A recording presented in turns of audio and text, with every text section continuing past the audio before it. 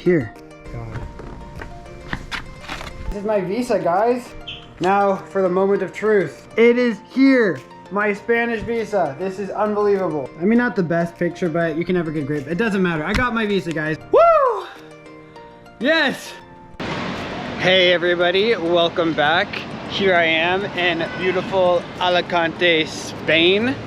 And as the video title suggests, I am going to be walking you through how to get yourself into this beautiful country via the visa application process. This will be a pretty exhaustive video, so I'll go quite into depth about the things that I find most important.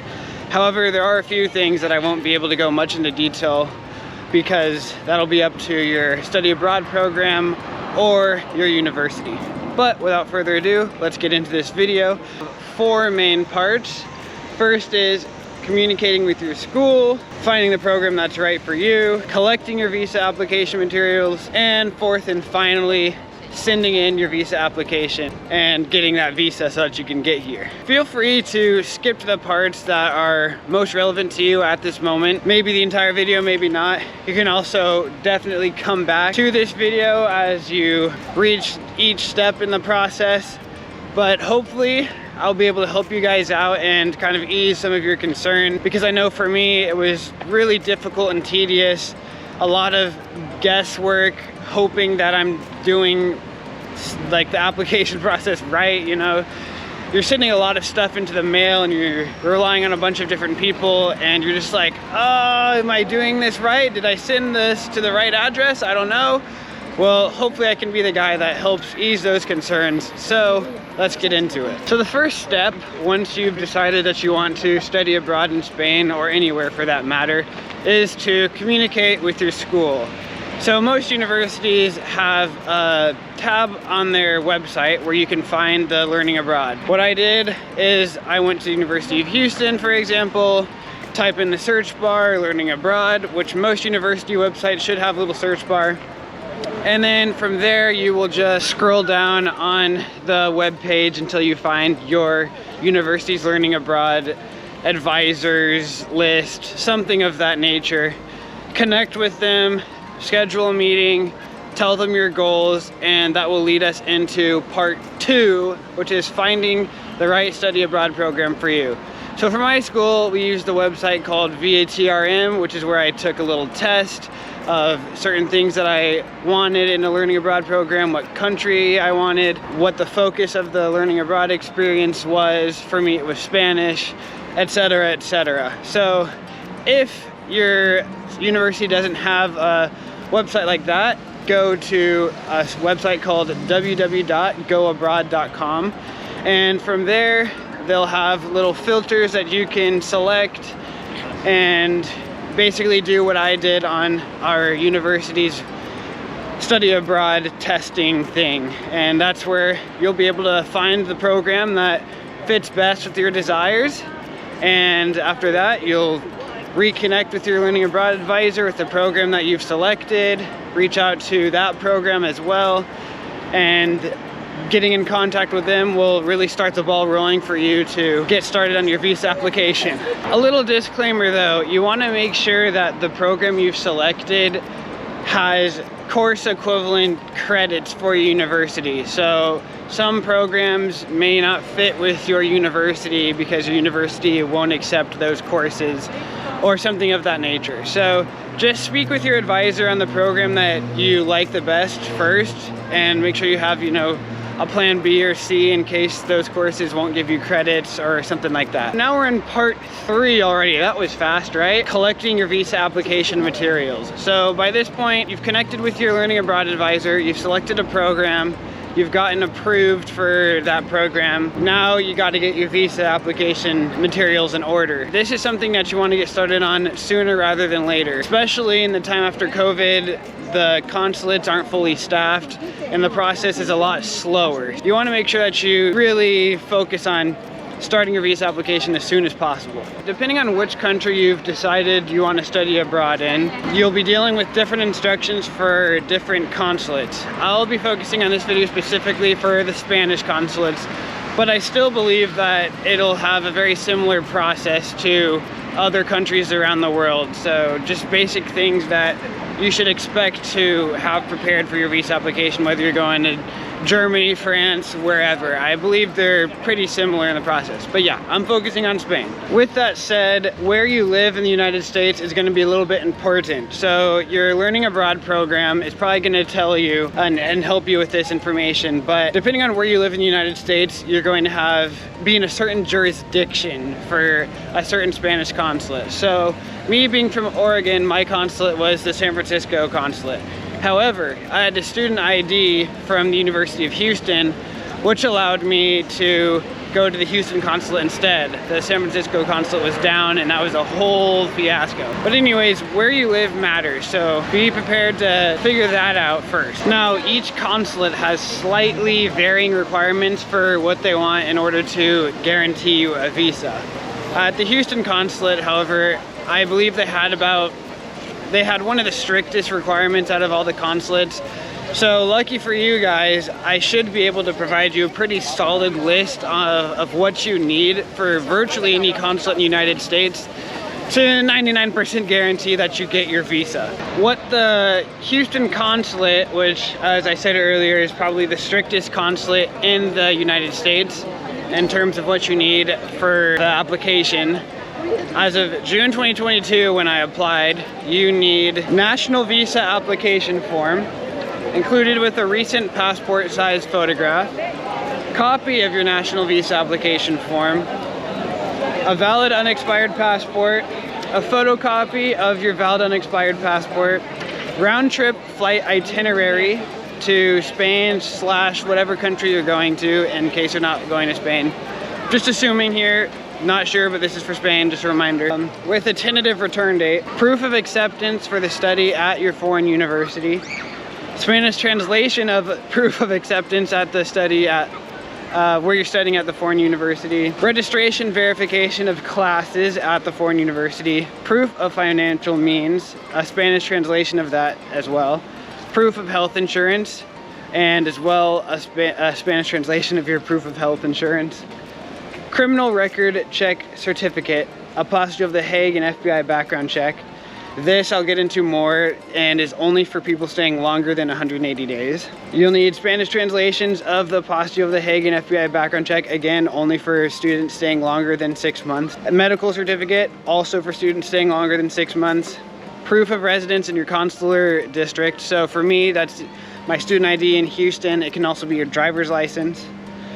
A photocopy of your proof of residence, $160 money order for the visa fee, self-addressed prepaid envelope with a tracking number, and a postal delivery authorization signed and dated. So I know this all sounds super overwhelming, but remember guys, how do you eat an elephant? One bite at a time. So I'm going to break down all these different things that you need to have for your visa application to little bite-sized pieces, and before you know it, you'll be finished and on your way. So the first thing that you should do, and this is totally optional, not required by the consulates or anything, something that I did and I think is beneficial, is a consulate cover letter. So this is basically you writing the purpose of your study abroad trip, why you want to go, stuff like that, to, you know, make the person that is ultimately responsible for deciding your fate, whether to enter their country or not, you know, to make them see you as a person. And I think it's something super beneficial, helpful, will not hurt at all. And I'll provide an example, basically what mine was, in the link in the description below so that you guys can copy paste it, whatever. That's number one. Let's go to number two. The second thing you need is your national visa application form, included with a recent passport size photograph. I can't tell you exactly how to fill out this national visa application form. That will be the job of your learning abroad program. But to get your passport size photographs, just head to a CVS, a Walgreens, ask them for passport photos. They'll take them of you. It costs about 15 bucks, all right? 15 bucks, remember that. We need to keep a running tally of how much this stuff costs too, because I think that'll be helpful. Number three, hold up, not number three yet. Keep in mind that you will need a notary to sign and date your finished visa application form. That cost me $10, all right, add that. You can get that done at your UPS or FedEx store pretty easy. Now number 3, a photocopy of your national visa application form, also included with a recent passport size photograph. So you will need 2 recent passport size photographs. Keep that in mind. If you don't have a photocopier at home or anything, remember you can go to a library or a FedEx, Kinko, something like that to get your stuff photocopied. Next, you will need your valid, unexpired passport. Make sure your passport will be valid for the entire duration of your stay, because you don't want to, I don't know what happens if your passport expires while you're abroad in another country, but just prevent that from happening and make sure that your passport is valid way longer than the duration of your stay, just to make sure there's no issues. Check the expiration date and make sure to renew it right away if there's any overlap. Next, a photocopy of your valid unexpired passport. So again, FedEx, Kinkos if you don't have one at home. Next, your round trip flight itinerary to Spain or whatever country you're studying abroad in. It's not required, this is not required for all consulates. It was for Houston in June of 2022. So you don't necessarily need to have this one, but to make sure that you can take a breath, it's good to have just in case. Make sure that your flights have been booked, and even if you do not know your return date, book one anyway after your program ends, and then you can get that rescheduled later. Then you'll need your proof of acceptance at the university you'll be studying at abroad. So this will be the job of your study abroad program to send you this information. You shouldn't have to come up with that on your own. However, you will have to come up with it in your visa application. After that, you'll need the Spanish translation of the proof of acceptance at the university. So keep in mind, this will also be something that has come from your study abroad program. Once you've been accepted and you've paid your dues and all that stuff, they will send you a whole bunch of documents that you'll need to send in your visa application, and this is one of them, Spanish translation of your acceptance. If they do not send you the applications, however, search on Google for an accredited English to Spanish translator. Get that done as soon as possible. Just remember, they can be expensive though, charging at least $40 per document, if not more, maybe less. Next, you'll need your registration verification of classes at the university. Again, comes in that packet of stuff that your study abroad program will send you. Proof of financial means, a Spanish translation of that as well. This can be a bank statement or any legit paper that shows you have the money to live in Spain and not be homeless for the duration of your stay. After that, proof of health insurance, Spanish translation of proof of health insurance. For me, the health insurance was part of my study abroad tuition, so that should be something that comes in a huge package from your study abroad program. If not, I cannot help you there, but your study abroad counselor can help you with that. Sun is set, so I will not be needing these anymore. Let's go into your background checks. Apostille of The Hague and FBI background check. This is for students that are staying longer than 180 days. Longer than 6 months basically. So if you are only planning to stay for a semester, you can go ahead and skip this part. So I've got to be honest with you, this one is an absolute doozy, but I'm gonna do my best to clear things up and make this process as pain-free as possible. There will still be a little bit of pain though. So yeah, you can bet on that. First, you'll schedule an appointment to send in your fingerprints to the FBI. I did this electronically, so this is the best way to do it. It's a little more expensive, I think, but it's definitely worth the cost. So you can schedule that at this link. I'll also leave it in the description below. Once you enter your email, the FBI will send you instructions on what to do next, such as scheduling an appointment with a USPS post office to get your fingerprints electronically sent. What I did is put my email in, received the email from the FBI. They gave me a list of different places, USPS post offices where I could go and submit my fingerprints. Found one that was close to me, went to it, paid them I think 50 bucks, something like that, add that to the charge. Put my fingerprints down, they scanned them, sent them away, and about 3 weeks later, I got my background check. So hopefully you aren't an international felon and you get approved. With your approval comes what was for me the hardest part of the application process, the Apostille of The Hague. Listen very carefully and do as I say to make sure that you fill this thing out right. Now that you have your FBI background check approved, it is time to print it out and put it in a safe space. You don't want to lose that, or at least archive that email in case you do lose it and you can print it out again. Now go to the State Department's website, which I'll put here, also in the description below. Once you've filled out the form out online, print it out, and then find your FBI background check. All right, back home. After you've filled out your DS-4194 form, you're going to print that out, get your FBI background check, put it together, write a $20 check out to US Department of State, and the memo can be Apostille of The Hague. That check is going to be $20 as of September 16th. So you're only going to be sending this one document. It's called the form DS-4194, and it will be $20. And I'll put a picture of that right here.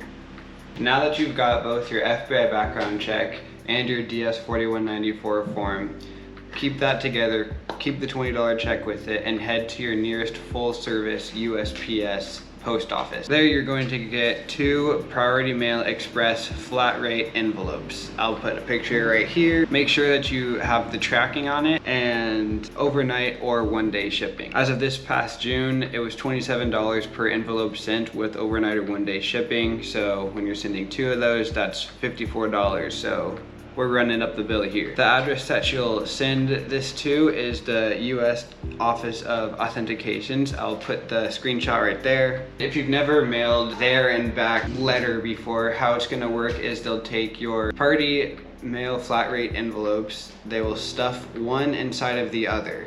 And before they do that, they're going to give you 2 slips of paper. One that you'll fill out with the address from your address to the US Department of State, and the other envelope is going to be the address from the Department of State to you. So you'll fill both those out. They will put a new envelope, that other envelope, inside the one that you're sending to the Department of State. They will approve the apostille. They will put the apostille into the envelope that was shoved inside the original envelope, if you catch what I'm saying, and then they will send that back to you. So that's how that process works. For me, getting the Apostille of The Hague form took about 6 weeks to get in total. So from sending it to receiving it, total 6 weeks, which means the 3 weeks from the FBI background check plus the 6 weeks, which means you're looking at just about 10 weeks of time to get those 2 really important background check forms. And this, once again, is only if you're staying for 6 months or longer. Once getting your Apostille of The Hague and FBI background check is a success, you will need to get those Spanish translations of those documents. So again, I'm not sure if this is required at every consulate. It was required for Houston in June 2022. But what I did is I found an accredited translator online and got them translated. It cost $75, so pretty expensive. But yeah, Houston Consulate needed them, so I had to figure it out. Getting close to the end here, the next thing you'll need is the medical certificate. So this is also something you're gonna need to get if you're staying for longer than 6 months, longer than 180 days. Just to clarify, I'm staying for the whole year. With the medical certificate, you need to go to a medical doctor in a hospital. So avoid any clinics or urgent cares, because I had a nightmare with one. Called them ahead of time, asked them if they'd be able to fill out this exact form that I needed. And it's a really simple form, just proving that you're in good health, that you don't have all of these terrible diseases and whatnot. And they had told me, this urgent care said, oh yeah, we can totally do that. We do those all the time. I went there and the doctor refused to see me and said she's not filling that out because she doesn't feel comfortable doing it. So to avoid any headaches of that nature, just go to a hospital and go see a medical doctor there, because they will actually do the job. Now with this medical certificate, what you need them to do is have the paper printed out on a hospital letterhead, and then they'll just sign, stamp, date it, and then you're good to go with that. You also may need to get a Spanish translation of that, but also I think in the link I shared, they've got it in English and Spanish, so you should be good to go there. The link of the PDF for the medical certificate form is also going to be in the description below, so take a look at that if you're staying longer than 6 months. Remember that it can take a long time to get an appointment with a doctor scheduled, to be seen at least. upwards of 3 weeks, maybe a month or two if it's really busy. So this is something that you should also get started on pretty early in your application process. Schedule that appointment right away so that you don't have a huge stress or headache about it down the road when everything's last minute and stuff like that. So just avoid that and get a doctor's appointment scheduled for a physical to have them fill out this form at the very beginning of your visa application process, if you are staying 6 months to a year. Depending on your insurance, the copay is going to be $15 to $50, maybe more. I'll put $50 here to be conservative, add that to the chart. But yeah, just expect that. Next up is the proof of residence in the consular district. So this is basically just your driver's license or your student ID. For me, I was in residence in Oregon, so I was supposed to go to the San Francisco consulate. However, since I had a student ID, which is another proof of residence in a consular district, I was able to use my University of Houston student ID to go to the Houston consulate and avoid the current situation in San Francisco. Just a photocopy of your proof of residency after that, so just put your driver's license or student ID on a photocopy machine, get that printed out. Almost there, almost there. You need a $160 money order for the visa fee. This is something that you can get at your local Fred Meyer's, Walmart, Kroger's. There's huge supermarket chains across the US that have customer service areas where you can go request a money order. You can also go to your local bank. Just keep in mind that they'll probably charge you a little fee to produce the money order. I think it was like $5 for me or something, so $165 on that list. When you're writing out who the money order goes to, you'll just write the Consulate General of Spain, comma, your city. So for example, for me, it was the Consulate General of Spain, Houston. That was who the money order is written out to. Keep that in mind as you're filling out your money order. All right, at this point, you have got your money order, you've got all the rest of your visa application stuff done. Now you've just got to send it in. So what we're gonna do is take all of your visa application documents to the USPS post office, full service, remember. Get yourself 2 priority mail flat rate envelopes, the same one that you sent the Apostille of The Hague for. You'll do basically the same thing where you'll get 2 little slips of paper. One, well, you'll write the address out from your address to the consulate that you're sending it to, and the other from the consulate address to your address so that they can send it back. It's gonna cost the exact same as sending the application stuff to the Apostille of The Hague, so add another $50 there. So we are really getting a little bit expensive here for this visa. We've made it now to part 4. Almost there, guys. I bet you can see the light at the end of the tunnel now, so just don't give up, keep your foot on the gas, and we're gonna keep chugging along. Part 4, sending in your application. Here is where we're gonna reach our fork in the road. So some people, they live really close to the consulate that's in their jurisdiction. So what they're gonna do is just go in person, schedule an appointment online, and you'll go in person and you'll turn in your visa application there. If you want them to mail your visa and all of your documents back, you're gonna need to fill out something called a Postal Delivery Authorization form. It looks like this.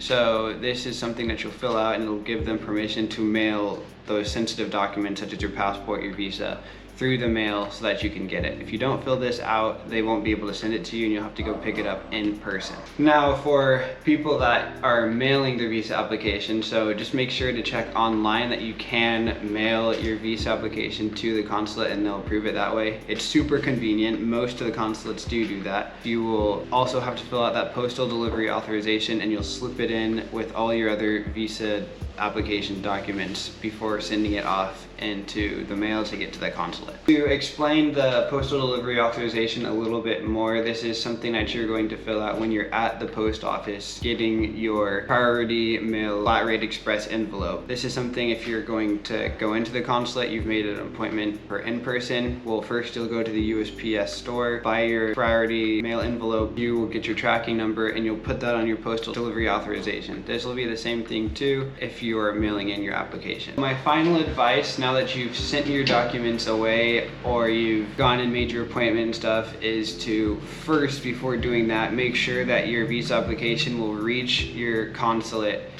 8 weeks or more before your departure date. So 8 weeks or 9 weeks or 10 weeks or whatever, but 8 weeks is the closest amount of time you should leave between getting your documents to the consulate and your departure date. This is to give the visas ample time to process, and if there's any problems that arise, they can connect with you and stuff, and you'll still have time before you gotta go. Hoping that, you know, some miracle happens that you get your visa. You don't want to have to rely on that, so make sure that you send your visa application documents in early, 8 weeks or longer. However, there is some sort of rule that says you can't apply for your visa more than 90 days before your departure date, so just keep that in mind. So between 8 weeks and 90 days. So if I'm doing my math right, 11 weeks is about the most time that you can give yourself, 11 weeks. And you've done it.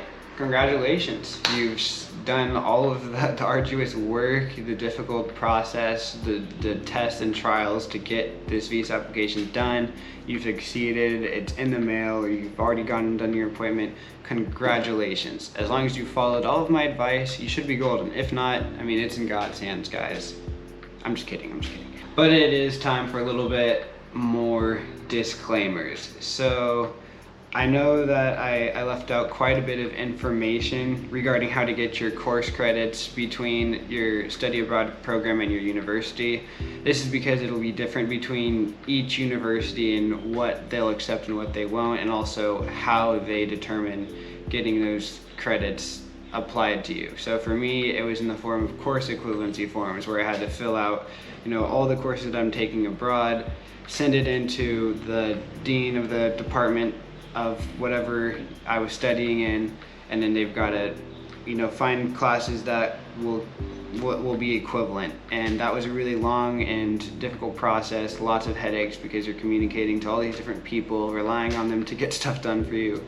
So that's how it was for me. I'm not sure how it will be for you. It'll be different. So that's why I didn't go too much into detail there. I do think that there will be a lot of back and forth emailing between you and your school and your study abroad program. This is something I think that should be expected, and it's something that you should be really diligent and persistent at, not waiting to email when you can do it right now, because this is a very time-sensitive process applying for your visa. I also understand that I have greatly simplified this visa application process, acted as if it's a walk in the park. It's really not. You've got to communicate and rely on so many different people to get stuff done for you, which will come with headaches. Everything is pretty time-sensitive, so you can't really procrastinate at all. You've got to just go until you finally got your visa.